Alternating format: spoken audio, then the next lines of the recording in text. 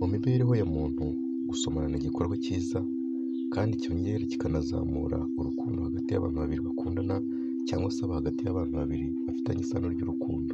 Uyu munsi rero ngiye kubabwira ingaruka mbi 7 nubwo gusomana ari byiza zishobora kuba zaturuka hagati y'abo bombi basomanye. Ingaruka ya mbere, kwanduzanya indwara zo mu kanwa cyangwa se zo mu matembabuzi. Iyo abantu basomanye batanga amatembabuzi yuzuyemo udukoko, indwara nka hepatite B cyangwa molecules zishobora kwandurira mu gusomanya. Ingaruka ya kabiri, kubangamira amarangamutima hagati ya babiri bakundana.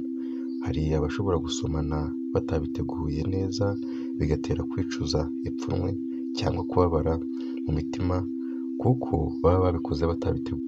Ingaruka ya gatatu mbi, byongera igitutu cy'imibonano mpuzabitsina. Gusomana bishobora gutera irari rishingiye ku mubiri bigakurura gukomeza.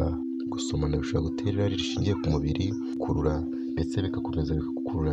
Gusomana bishobora gutera irari rishingiye ku mubiri ndetse bikaba byagukururira ndetse kugeza ugeze mu gihe cyo gukora imibonano mpuzabitsina naho waba utabiteguye. Ingaruka ya kane mbi, gutera icyizere uwo usomana nawe. Iyo wasomanye n'umuntu utakujuje cyangwa se utakunejeje ushobora kwicuza cyangwa kumva wakojejwe isoni cyangwa se wakozwe n'isoni. Ingaruka ya gatanu, ushobora kwanduramo indwara z'amenyo ndetse n'izindi ndwara zo mu kanwa. Umwuka uhumanye mu kanwa, indwara z'amenyo ndetse n'ibisebe byo mu kanwa bishobora kwandurira mu gusomana ndetse bikaba byagutera n'izindi ndwara utari witeguye.